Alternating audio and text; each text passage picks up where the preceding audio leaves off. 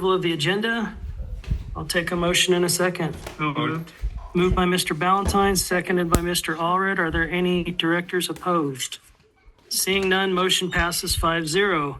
Item 2, community announcements and public comments of items not on the agenda. Since we have no public, I guess we have no public comments. Move on to item 3, consent agenda. Staff recommends approval of the consent items by one motion. Is there any comment on the consent agenda?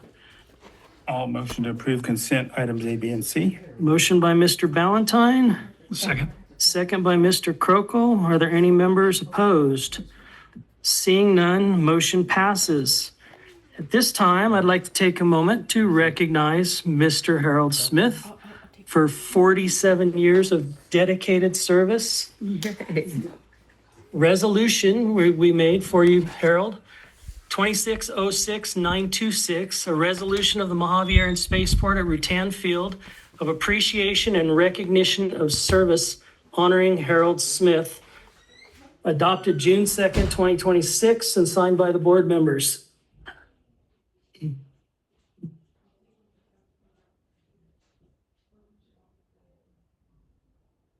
Thank you. Thank you.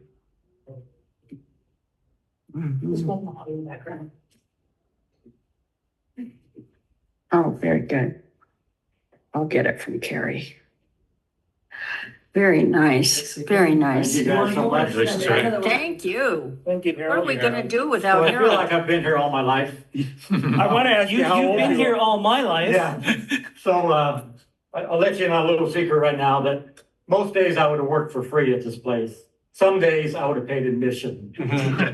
The things I've seen and people I've met and done and amazing. So Cool. thank you. I'm Well, truly. you're a huge part of our success, Harold. Oh, Congratulations, absolutely. He started here when he was 12. I was going to ask him how old he was, but let's see. That makes him Thanks again, Harold. 59 years old. Item 4, discussion items. Kern Council of Government. 1, the draft 26 Regional Transportation Plan, Sustainable Communities Strategy. Who is introducing this item? The directors, I believe we have Mr. Ball from Kern Cog in the room, and we should as well have Floyd there. Floyd is here, looking puzzled.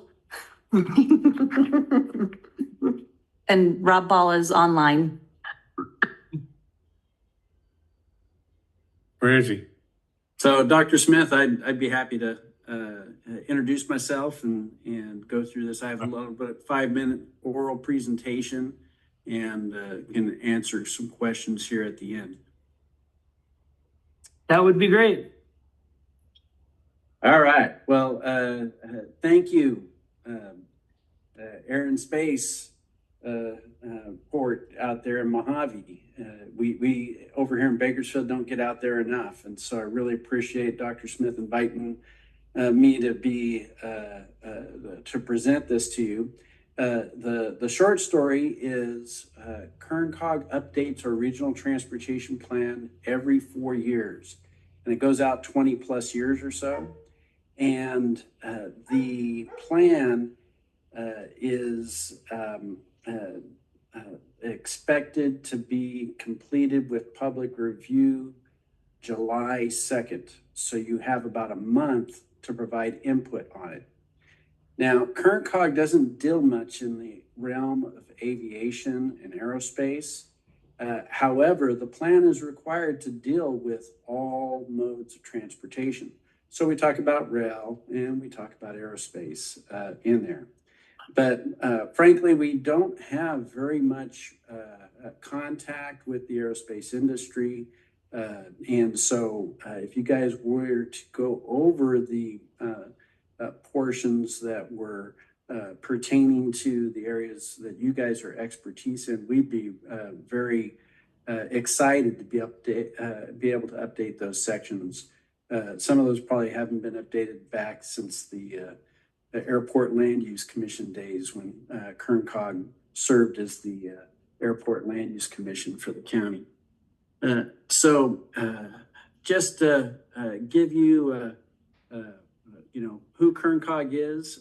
KernCog is a board of directors that includes one elected representative from each of the 11 incorporated cities and 2 of the county board of supervisors. One of those county board of supervisors that's on my board is Chris Parlier.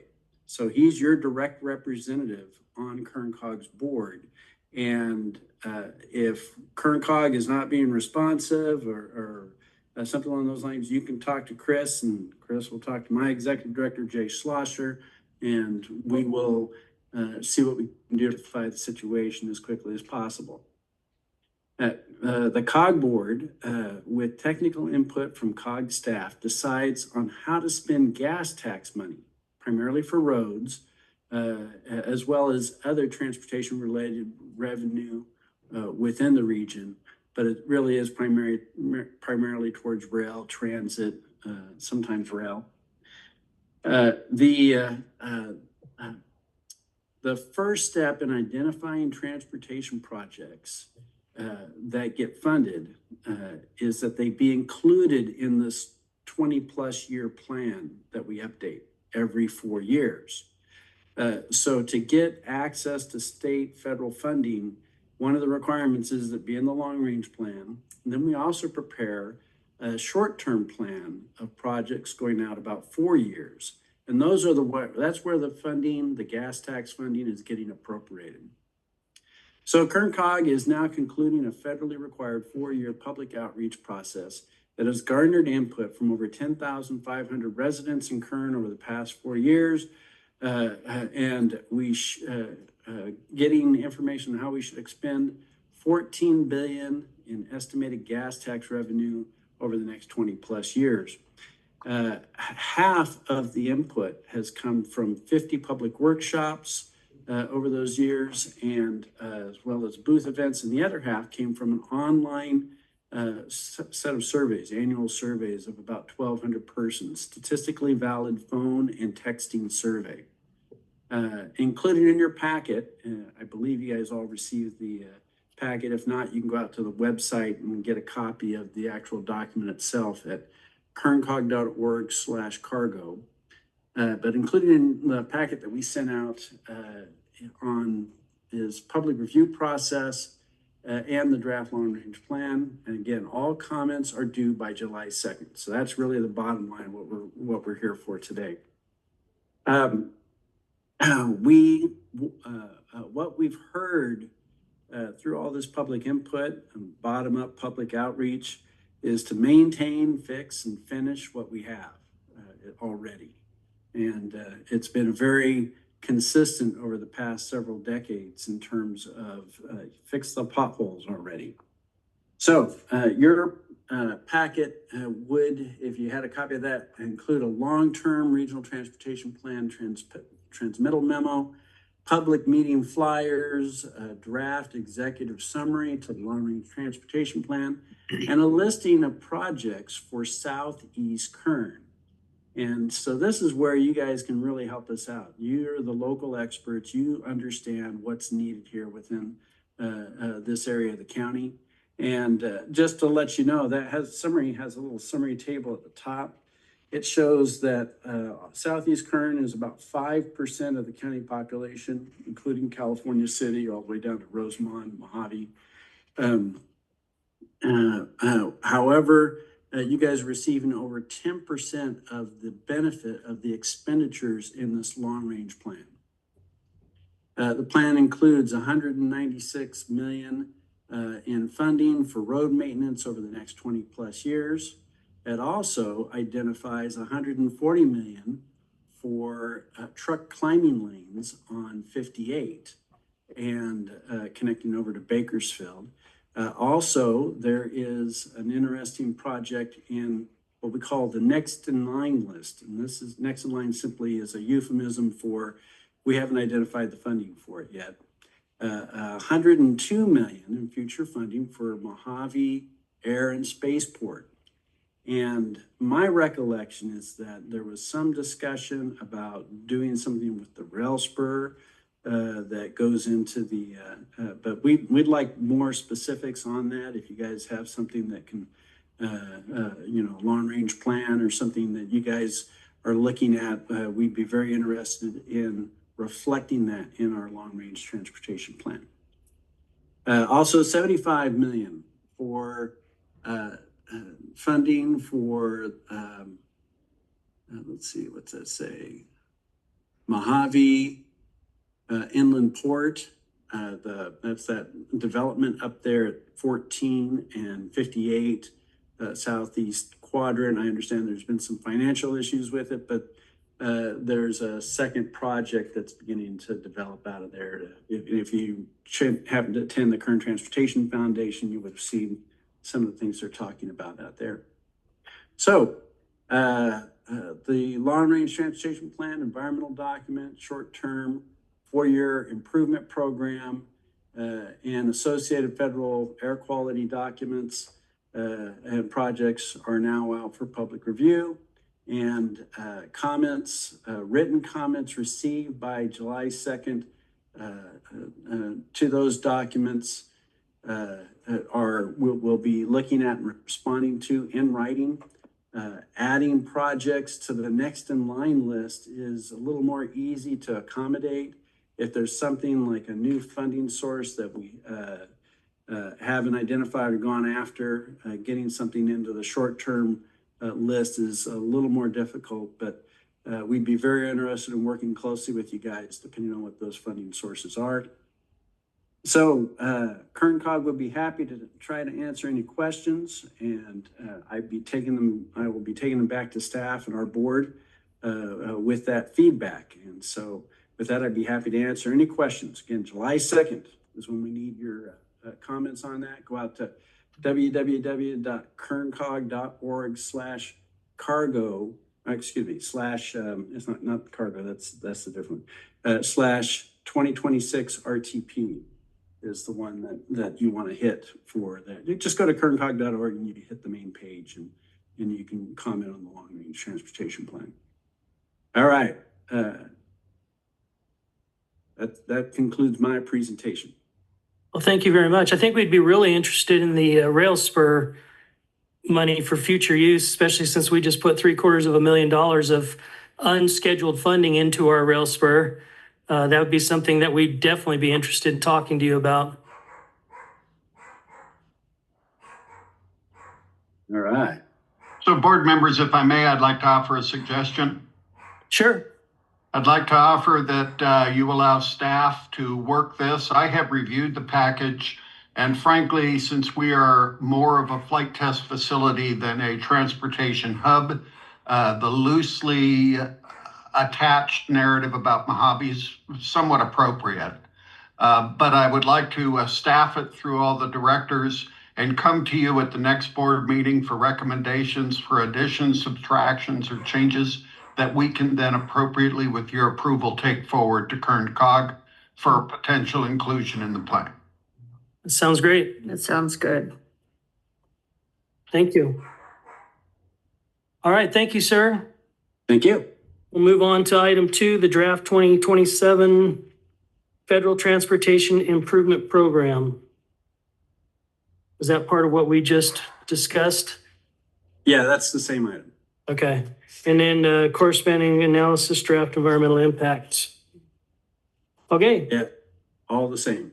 All right. Thank you. We'll move on to item 5, action items. We'll go to reports. There are no action items.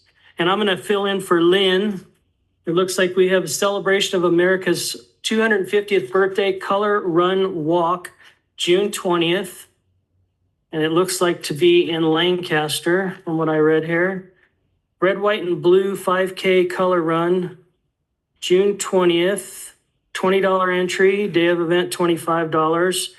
Up to 300 participants get medals. And it is at Wild at Heart Horse Rescue on Avenue H in Lancaster, June 20th. And then East Kern Community Backpack Drive is going on till deadline to donate is July 10th. You can drop off location at CAPK in Mojave and at the Air and Spaceport on Flightline Road here. Monetary donations can go to Mojave Chamber of Commerce. And that runs up until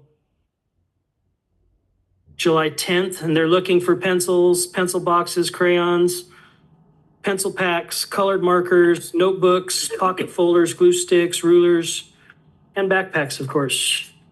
And then the final item is we still have the Mojave gun raffle for Mojave's Senior Volunteer Program at Carl's Hardware. That runs through September 16th, 2026, and $20 for the drawing for some different guns that you can choose, or if the gun you want isn't there, they'll give you equal value on a gun of your choice. And that covers it for Miss Lynn. Oh, I did see that in here somewhere. Right here. Also, there is a Mike Melville Memorial by Friends and Family of Mike Melville at, is that at Stewart Center? Yeah. On Pool Street, Saturday, June 20th from 10 to 12. All are welcome. And that's in support of a longtime patriarch of Mojave Air and Spaceport and the Rutan Air Factory, Mike Melville. First commercial astronaut. Yeah, that's right. First commercial astronaut in Spaceship One. Yes. Very good. So that covers it for Miss Lynn. We'll move on to Director of Facilities.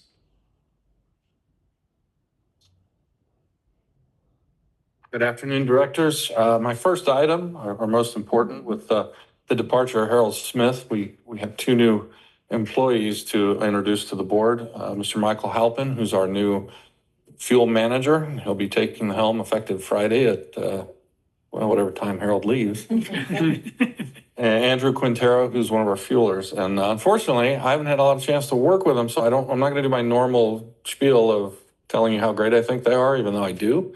Michael started yesterday and Andrew started last Tuesday. So Wow.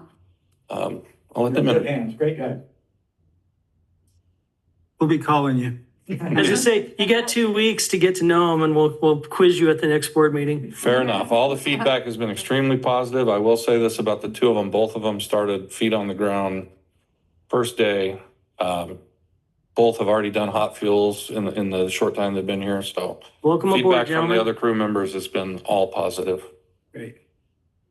And then my only other item, I would like to recognize not only my entire team, I would like to thank Ops as well and the fire department. We, I don't know how to get the slides up. A couple of weeks ago, we were doing some repairs and we responded to a minor leak and went over between building 53 and 54. And went to isolate the leak and the valves came out of the ground. There was a cluster of 4 valves that are probably, I think they started a little bit before Harold. Probably 80 plus years old. The valve stems totally spun out and we were in a panic. We called the event center, the gym, and said, hey, we're gonna have to shut you down because we're gonna shut water off. You'll have no fire protection. You'll have no water in the bathrooms. And within 30 minutes, staff had found a workaround and were able to isolate it, get the leak stopped. We still did have to perform a little bit of an outage. I apologize. I've never used this thing. There it is. So we had to do a little bit of an outage that affected some of the surrounding buildings, but mostly storage buildings. We were able to isolate the gym and keep them up and running and do a planned closure or planned outage. We did eventually have to turn water off to the gym for 24 hours, but it's better to plan for 24 hours than have to fix this in an emergency and have the gym shut down for days. Well, it actually took about 3 weeks to get all the parts in. So it was very fortuitous that staff were able to get them back up and running. So the entire team effort, Ops was there to help us with fire watch while we had the event center shut off. As well as the fire department and I'm not going to mention anyone by name because literally every member of the team worked on this to get them back up and running. It's still an ongoing project. We haven't finished everything off yet, but the success was that the outage to the gym was handled in 24 hours. So there's some items to finish up. The trench is still open, but ended up replacing about 1,000 feet of old standard steel piping and put in 4 new valves for the valve cluster and added 2 new valves for buildings 53 and 54. So unfortunately, another unplanned emergency, but it was a much needed repair and improvement. And we strive to make things better than we found them. And I think this was a success story. So And it's great you handled it in-house, Yeah. saving Yeah. us buku bucks. we try to do that as absolutely as much as possible. We do have to outsource some items, but all the excavation, all of the installation work, all of the material purchase in-house. And we got great notice on the gym being closed. I must have got 10 notices of the day and time and everything else. So that was good to see that everybody knew it was going to be down, no surprises. So very good notice going out, and kudos to the staff. Success story. So there's other things going on. I apologize that I don't have pictures of everything. I just wanted to illustrate something that happens when those are things that eat up our time when we're not planning for them, but we're actually starting to make some decent progress on getting the Swift display, which has been delayed much too long, but things like this are what delays things. You'll see some activity down there. Swift display is actually starting off, so foundation work is getting underway. Building improvements everywhere, new roofs going in. Staff are very busy. We're on the airfield every week. We've been a huge effort by everyone on the team to get ready for our 5010 inspection on Friday. So everyone is busy, but I'm unfortunately bad about taking pictures of everything. So that's all I have for this week, subject to any questions. If you, or could you, or is there any more valves that need to be identified and put them in the budget? I mean, obviously we have a very old system, so. I will put one person on spot who's not here, which is Mike Lazar. He's our water distribution specialist. He is very good about exercising valves and identifying those that are problems that need to be replaced. And so we don't typically budget individually for them, but we do budget contingencies for when we have these things happen. When we can replace valves, we have money in the repairs and maintenance budget to budget for pipe replacements and things that just break. But Did we budget enough? there's never enough. We do have to answer your question, we have identified what I'll call hotspots, areas that are high priority, and we make plans to replace those. We've identified hydrants that need to be replaced, places that are hydrant would be more beneficial, like we did out in the propulsion area a few months back. So Doing this on our time versus emergency probably helps everybody. it helps everyone. And I'd point out, I mean, it's not my intention to, I want to give the recognition to the staff, and it is by their efforts that we have fewer and fewer emergency water repairs than we have over the last few years. So the money that the board has allowed us to invest in it with the improvement on Belshoff primarily, it is paying back dividends. Yeah, most of this infrastructure is 70 years old. 70 to 80 years old. Yeah. Yeah. So count our lucky stars it's lasted that long. Wow. And I would imagine some of these valves too have probably been buried for 20 years and we didn't even know they were there. So I'm not going to mislead you in saying that there's times that we found valves that no one had any idea they were Right. there. Surprise. Yeah. Yeah, no, that's just the way of an old facility before we had computer programs to track all of this stuff.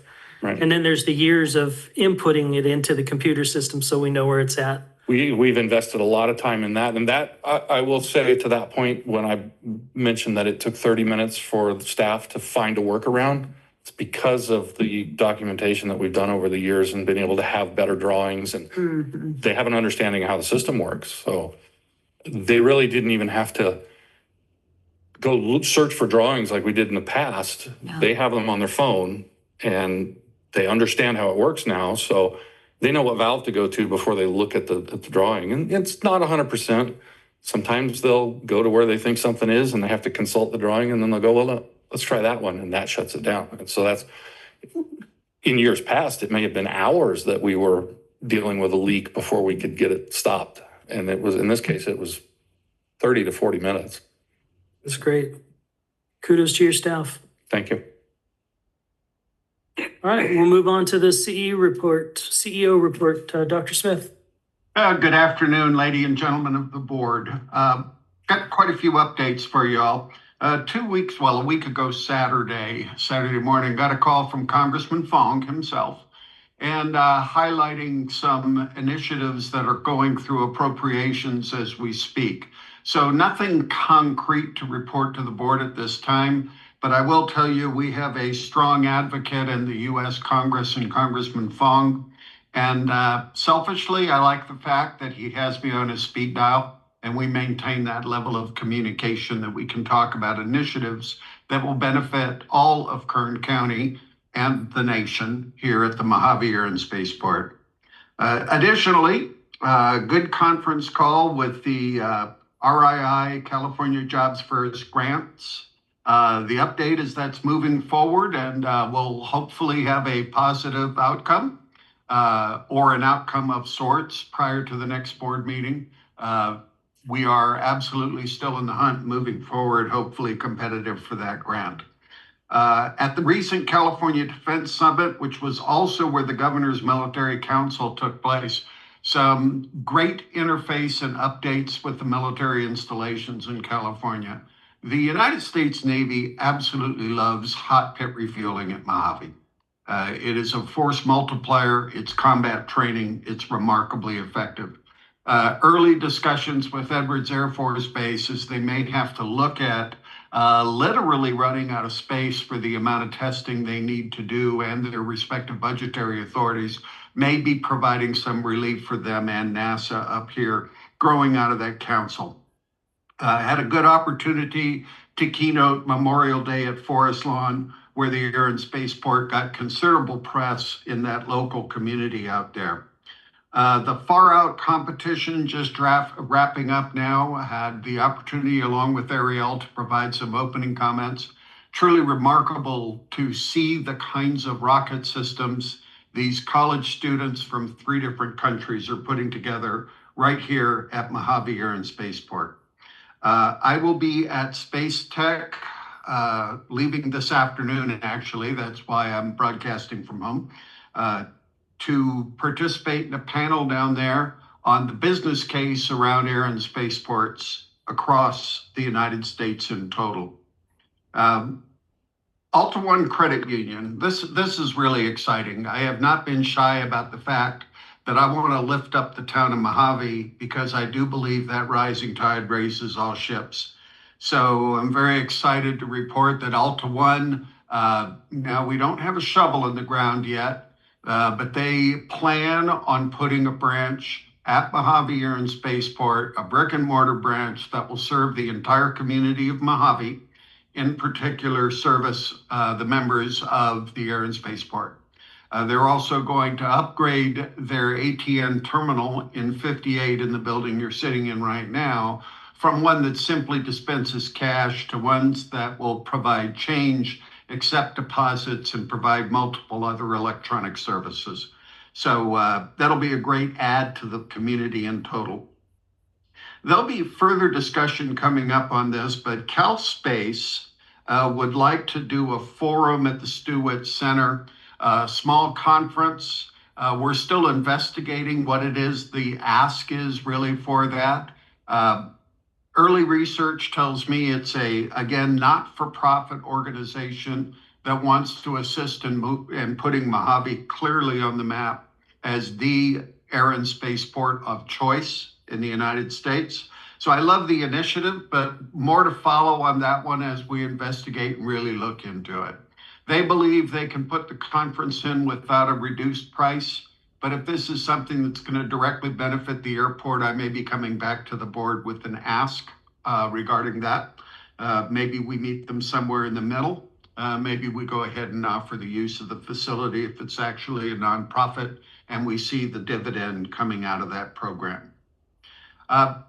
Seeing in the news what happened in Garden Grove with the massive chemical release impacting 50,000 people in Stanton and Garden Grove, rest assured that the Air and Spaceport has already reached out to GKN Aerospace just to make certain that if it looks like they need to look for a new home based on what's going on with the council down there in Garden Grove and the desire to have them shut down, Mojave is a potential strong resting place for them as they continue their aerospace missions. So very early in that discussion, but that outreach was made. And then had the opportunity to join Congressman Whiteside for a luncheon this past week. Very productive session. He is a huge advocate of vertical launch and a huge advocate of the Air and Spaceport. And those of us who know the congressman know that his legacy is right here at Mojave. So he knows of what he speaks, and he carries the flag for us very proudly. And with that, lady and gentlemen, I stand subject to your questions. Any more questions? Thank you, Dr. Smith. Thank you. We have no board committees. Director comments of items not on the agenda. I have a comment. June 20th is Plain Crazy Saturday. And because of the Mike Melville Memorial, we're making that a Mike Melville Day. But I expect this ramp is going to be full of airplanes, because if it gets put, and it has been, in the canard pusher, I think we're going to have a lot of canard airplanes, a lot of long easies out here. We're going to go ahead and do Plain Crazy Saturday, sign historic aircraft forms.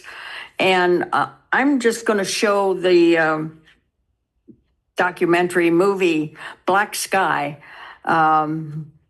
in here at the regular time that we usually have a speaker for those who can't get to the memorial, or for those who are interested.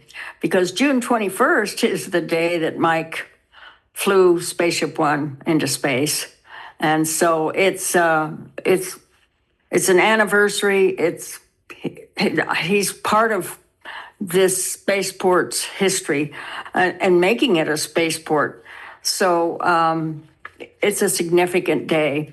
So I hope everyone can come out and either go to the memorial or just come and visit, come and see the documentary Black Sky.